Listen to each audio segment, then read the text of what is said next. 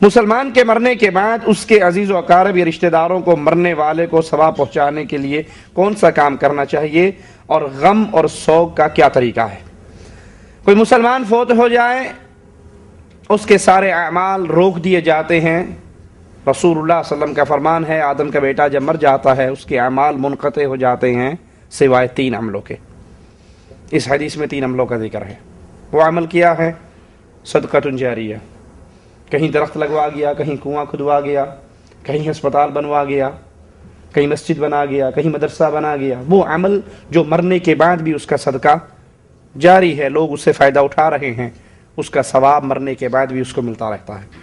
دوسرا وہ علم جو پڑھا کر گیا، کسی کو قرآن پڑھنا نہیں آتا اس کو قرآن سکھا گیا، کسی کو نماز پڑھنے کا طریقہ نہیں آتا اس کو نماز سکھا گیا، ٹھیک ہے، وہ علم جو پڑھا کر گیا۔ اور تیسرا ولد صالح یدعو لہ، نیک اولاد جو مرنے کے بعد باپ کے لیے دعائے خیر کرتی رہے۔ اگر معاملہ ہوتا نا صرف ولد صالح، نیک بیٹا، تو کئی لوگوں کے لیے دروازے کھل جاتے۔ وہ سمجھتے نیک بیٹا درویشوں کو بلا کر گھر میں ختم کروائے، قرآن خوانی کروائے، مولویوں کو اکٹھا کرے، دیگ چڑھائے، ان کا پیٹ بھرے اور ان کو بھیج دے۔ حدیث وضاحت کرتی ہے ولد صالح یدعو لہ، نیک بیٹا باپ کے لیے دعا کرے۔ ایک حدیث میں آتا ہے انسان جنت میں ہے اس کے درجات بلند ہو جاتے ہیں ثواب پہنچانے کا۔ یہ بلٹی سسٹم مولویوں کے پیٹ تک جا کر رک جاتا ہے۔ مرنے والا مر گیا، اب اس کے لیے دیگ چل رہی ہے، اس کے لیے گٹھلیوں پہ آیت کریمہ پڑھا جا رہا ہے، اس کے لیے وہ آپ نے دیکھا ہوگا مدرسے کے مولوی کے پاس آتا ہے، گاڑی سے اترتا ہے اور کہتا ہے جی میری امی مر گئی قرآن دے دو۔ ایک درویش اٹھتا ہے، ایک درویش سے قرآن مانگتا ہے، وہ کہتا ہے میں نے 2 پارے پڑھے اس کو دے دیے، وہ 3 پارے پڑھ کے دیتا ہے، وہ سٹاک اکٹھا کر کے اسے ایک قرآن کی خوشخبری دیتا ہے، جی ایک قرآن آپ کو مل گیا۔ وہ اس کے بدلے میں 500 ریال دیتا ہے، 500 روپے دیتا ہے مولوی کی جیب میں، اور قرآن لے کے اپنی ماں کو بھیج دیتا ہے۔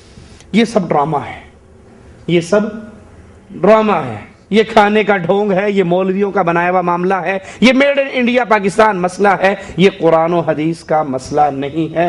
قرآن و حدیث کے اندر جو اعمال رسول اللہ صلی اللہ علیہ وسلم سے ثابت ہیں وہ عمل کرنے چاہیے، دعائے خیر کرنی چاہیے۔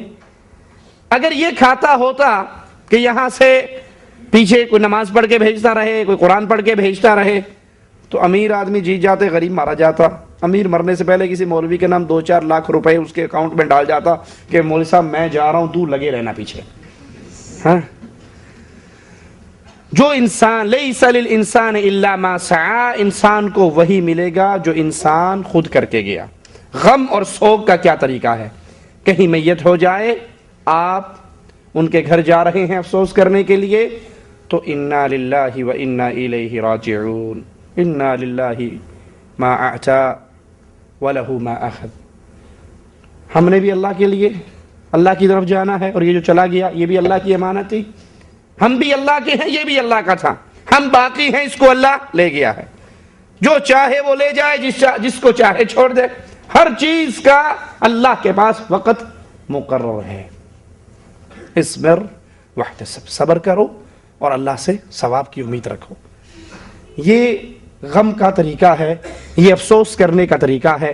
اس کے لیے دعائیں خیر کرو، اس کی مردے کی نیکیوں کو یاد کرو، اس کی برائیوں پر پردہ ڈالو۔ جو ہمارے ہاں چلتا ہے، افسوس کے لیے بیٹھے ہوئے ہیں، ایک آتا ہے کلام بخشو جی، وہ ہاتھ اٹھاتا ہے کلام بخشی، ابھی ہاتھ نیچے نہیں ہوتے کوئی اور آ جاتا ہے کلام بخشو جی، اس کا ہاتھ اٹھ جاتا ہے، اس کے ہاتھ ابھی نیچے نہیں ہوئے تو کلام بخشو جی۔ یہ جو کلام بخشنے کا طریقہ ہے کہ آپ گئے، آپ نے 4 کل پڑھے، آپ نے سورۃ فاتحہ پڑھی، اور پڑھنے کے بعد اس کو اصالہ ثواب کیا، یہ رسول اللہ صلی اللہ علیہ وسلم کی کسی حدیث سے ثابت نہیں ہے۔